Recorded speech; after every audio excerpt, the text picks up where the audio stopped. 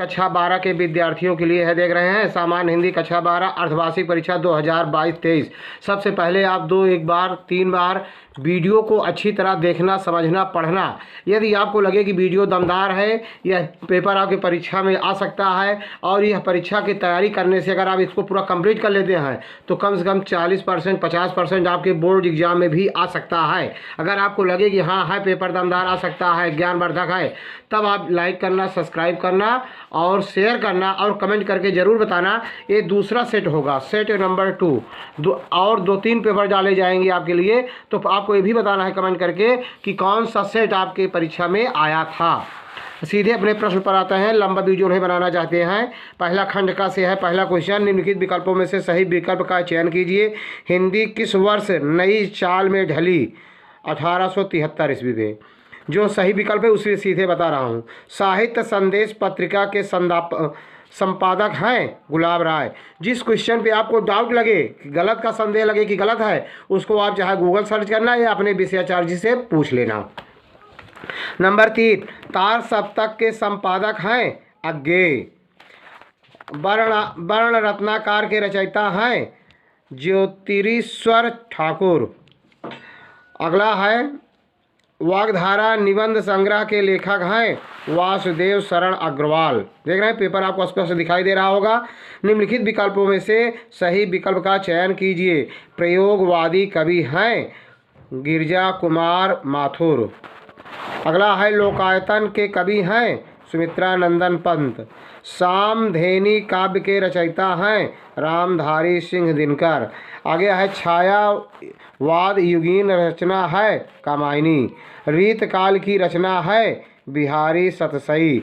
अब नीचे दिए गए गद्यांशों में से किसी एक गद्यांश के प्रश्नों को उत्तर दीजिए। इसको पूरा आपको पढ़ना है अच्छी तरह से। 1-2 बार गद्यांश को पढ़ेंगे और जब आप पढ़ेंगे तो सभी प्रश्नों के उत्तर आपको मिल जाएंगे आसानी से।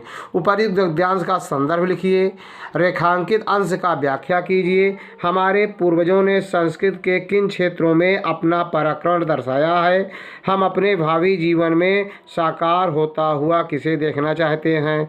राष्ट्र के विकास का स्वाभाविक ढंग कैसे बताया गया है? देख रहे हैं। फिर चाहे इसको या अथवा करके इसको पूरा पढ़ेंगे। फिर इसमें गद्य क्या पूछा गया है आपको लिखना है।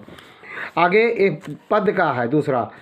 नीचे दिए गए पद्यांश में किसी एक पद्यांश के प्रश्नों के उत्तर दीजिए। इसको पूरा पढ़ेंगे। इसी का उत्तर, इस प्रश्नों का उत्तर इसी में है, आप सीधा देंगे चाहे इसको देंगे। आप देख रहे हैं सब पेपर आपको स्पष्ट दिखाई दे रहा होगा स्पष्ट रूप से। अगला हम आगे बढ़ते हैं। इसमें देख रहे हैं निम्नलिखित में से किसी एक लेखक का जीवन परिचय देते हुए उनकी महत्वपूर्ण रचनाएं लिखिए। शब्द सीमा 80 है। डॉक्टर वासुदेव शरण अग्रवाल, हजारी प्रसाद द्विवेदी, प्रोफेसर जी सुंदर रेड्डी। बहुत ही इंपॉर्टेंट है। आप देख रहे हैं किसी एक का साहित्यिक परिचय देते हुए उनकी महत्वपूर्ण कृतियों का उल्लेख कीजिए। अयोध्या सिंह उपाध्याय, हरिऔध मैथिली शरण गुप्त, जयशंकर प्रसाद। कथानक के आधार पर ध्रुव यात्रा कहानी की प्रमुख पात्र का नायिका उर्मिला का चरित्र चित्रण व्यक्त कीजिए। अथवा पंचलाइट कहानी की कथावस्तु अपने शब्दों में लिखिए। स्वपथित खंड काव्य त्यागपथी के चतुर्थ सर्ग का सारांश लिखिए। अथवा त्यागपथी खंड काव्य की प्रमुख स्त्री पात्र राजश्री का चरित्र चित्रण अपने शब्दों में लिखिए। खंड खा निम्नलिखित संस्कृत गद्यांशों में किसी एक का संदर्भ हिंदी में अनुवाद कीजिए। इसका अर्थ आपको लिखना है संदर्भ सहित या अथवा दिया गया है इसको। अब दूसरा है पद का। निम्नलिखित संस्कृत पद्यांश में किसी एक का संदर्भ हिंदी में अनुवाद कीजिए। संदर्भ लिखना है, प्रसंग लिखना है, तब व्याख्या करना है। न चौर हार्य न च राजहार्य न भ्रातिभाज्यम न च भारकारी व्यय कृते वर्धते यो नित्यम विद्याधनम सर्वधन प्रधानम। इसमें विद्याधन की श्रेष्ठता को बताया गया है। कवि ने बड़े सुंदर ढंग से वर्णन किया है कि न चौर हार्यम न च राजहार्यम, न तो चोर चुरा सकता है न राजा छीन सकता है, और न भ्रातिभाज्यम न भाई बांट सकता है, न चाभारकारी न तो पत्नी इसको ले सकती है। व्यय कृते वर्धते एवं नित्यम, प्रतिदिन जितना आप व्यय करते हैं उसके हिसाब से प्रतिदिन बढ़ता रहता है। अब विद्या धनम सर्वधन प्रधानम, विद्याधन सभी धनों में प्रधान होता है। चाहे इसको लिखना है या अथवा इसको लिखना है। सुखार्थिना कुतो विद्या कुतो सुखार्थिना सुखम, सुखार्थी व तचेत विद्या विद्यार्थी त्वजेत सुखम। मतलब विद्यार्थी और विद्या के बारे में क्या संबंध है, किस प्रकार के विद्यार्थी को विद्या प्राप्त होता है, किस प्रकार के विद्यार्थी को विद्या नहीं प्राप्त होता है, इसी श्लोक में पूरा बताया गया है। संदर्भ लिख के प्रसंग यही लिख देंगे, फिर अर्थ देखिए। सुख अर्थिना कुतो विद्या, सुख चाहने वाले विद्यार्थी को विद्या कहाँ, और कुतो विद्यार्थिना सुखम, और विद्या चाहने वाले विद्यार्थी को सुख कहाँ। मतलब सुख चाहने वाले को विद्या नहीं, अब विद्या चाहने वाले विद्यार्थी को सुख नहीं, दोनों उल्टा है एक दूसरे के। और सुखार्थी व त्यजेत विद्या, सुख चाहने वाले विद्यार्थी को विद्या त्याग देनी चाहिए, अथवा विद्यार्थी व त्यजेत सुखम, अगर आप विद्यार्थी हैं, विद्या को चाहने वाले हैं, तो सुख को त्याग देना चाहिए। बहुत ही सरल है, जरूर याद कर लेना, इंटर आपकी वार्षिक परीक्षा में भी आ सकता है। निम्नलिखित मुहावरों में और लोकोक्तियों में से किसी एक का अर्थ लिखते हुए उसका वाक्य में प्रयोग कीजिए। जैसे नाहले पे दाहला चलना, मन खट्टा होना, घर की मुर्गी दाल बराबर, काठ का उल्लू होना, घर की मुर्गी दाल बराबर, घर का सामान या सरलता से उपलब्ध होने वाला सामान 2 कौड़ी का होता है, उसकी कोई कीमत नहीं होती है। जैसे किसान के खेत में यदि उनके फसल तैयार हो जाते हैं, उनको मिल जाता है, तो वह धन, वह अनाज उनके लिए मुर्गी के बराबर, साग के बराबर रहता है।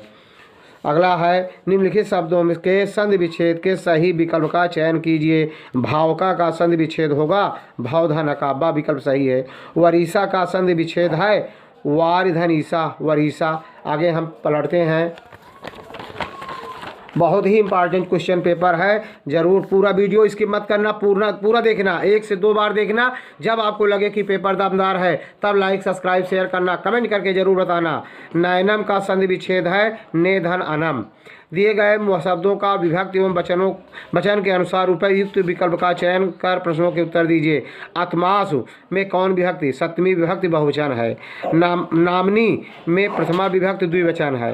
निम्नलिखित शब्द युग्मों का सही अर्थ चुनकर लिखिए। भक्ति और भाग्य में भक्ति माने दीवार और भाग्य माने डरा हुआ, नहीं भग्न अर्थ है, दिया गया है।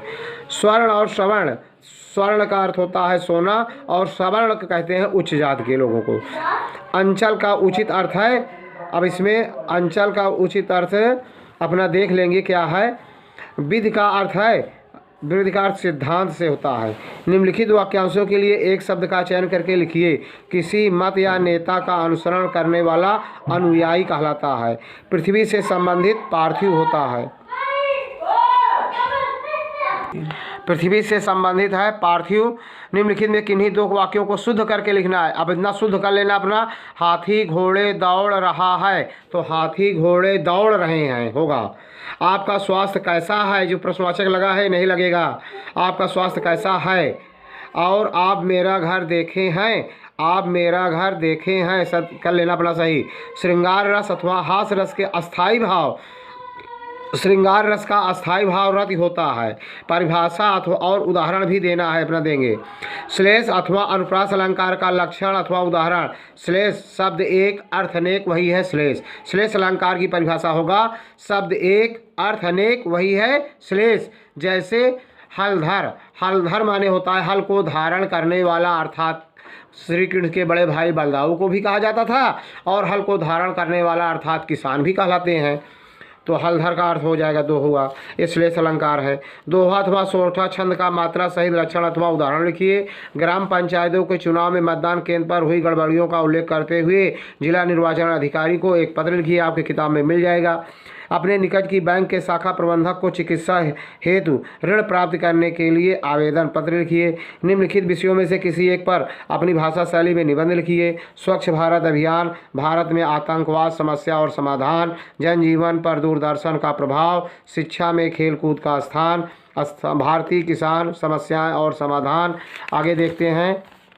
अब अगर वीडियो अच्छा लगा हो तो लाइक करना, सब्सक्राइब करना, शेयर करना। जय हिंद, जय भारत।